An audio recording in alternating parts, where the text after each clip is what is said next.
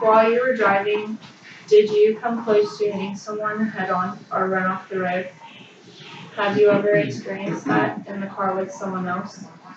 If you have, did you tell that person to stop? Texting and driving can be very dangerous. Many people have been impacted because of texting and driving. Here are some statistics to help you understand how deadly it can be. According to the Nation Safety Council, 1,600,000 accidents happen from texting and driving. According to the Harvard Center for Risk Analysis study, 330,000 injuries happen per year from texting and driving. 11 teenage deaths happen every day, according to the Institute for Highway Safety Fatality Facts. Texting while driving is one of the #1 driving distractions. According to the National Highway Transportation Safety Administration, says that texting and driving is 6 times more likely to cause an accident than driving intoxicated. That is the same as driving after 4 beers. While driving, according to the National Highway Transportation Safety Administration, says that it makes you 23 times more likely to crash. According to the Virginia Tech Transportation Institute, says it's the same as driving blind for 5 seconds. That takes place by 800,000 drivers at any given time across the country. According to the Human Factors and Ergonomics Society, says that it slows your brake reaction by 18%. Texting while driving also leads to a 400% increase with your eyes off the road. I will now be telling you stories about what people went through from texting and driving.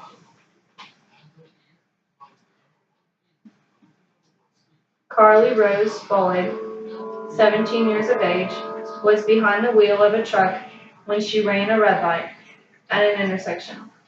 Charles and his 10-year-old daughter were the other people in the accident. They were on their way home from the Monticello Library. Follig ran the red light and slammed into them as she ignored the early caution light that indicated the light was going to change. Before the impact, Follig's passengers yelled, "Red light, red light." What senseless behavior that caused all this trauma to this family using a phone while operating a motor vehicle, 3,000 pounds of mass through an intersection, tearing this family apart, Schwiegert said. Forensic analysis of Follig's phone reveals she was posting something on Facebook just seconds before the crash. Follig will be appearing to court in Sherburne County on November 23rd. She was charged with vehicular homicide because of using her phone while driving. Will Craig was a 19-year-old senior who was almost killed in a car accident due to texting and driving. He was in the car with his girlfriend, who was driving and texting. He was pronounced dead at the scene and had to be cut out of the windshield. His girlfriend walked away from the accident without a scratch, while he was in a coma and on life support. He was in a coma for over 8 weeks. Once he was out of the coma, he struggled to speak, eat, and had many painful surgeries. Craig says, "It's hard to get up every day and look at myself because I look at my face, and even when I get in the shower, I look at my body, and there are scars on the side of my body from where I have the chest tubes." Craig says he still has glass and pieces of wood under his skin from the accident, but he is still pushing through the pain. Teens that have listened to his speech have said that it opens up their eyes to the risk of losing their lives because of texting and driving.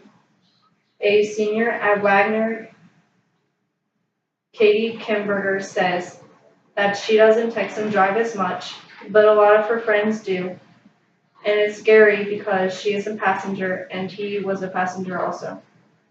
She also says that when she gets into a car, whether she's driving or not, she doesn't let whoever is driving on their phone at all. So today we have learned that texting and driving can lead to forever injuries from having physical scars and emotional scars. It can cause families to lose a loved one and friends to lose a friend. The statistics of texting and driving are getting worse each year. After learning all this, it has opened up my eyes a lot and has made me realize by looking at a text can change my life and someone else's life forever. So I encourage all of you to enforce to your children that it's dangerous and can ruin their lives forever. I also encourage you all to do the same.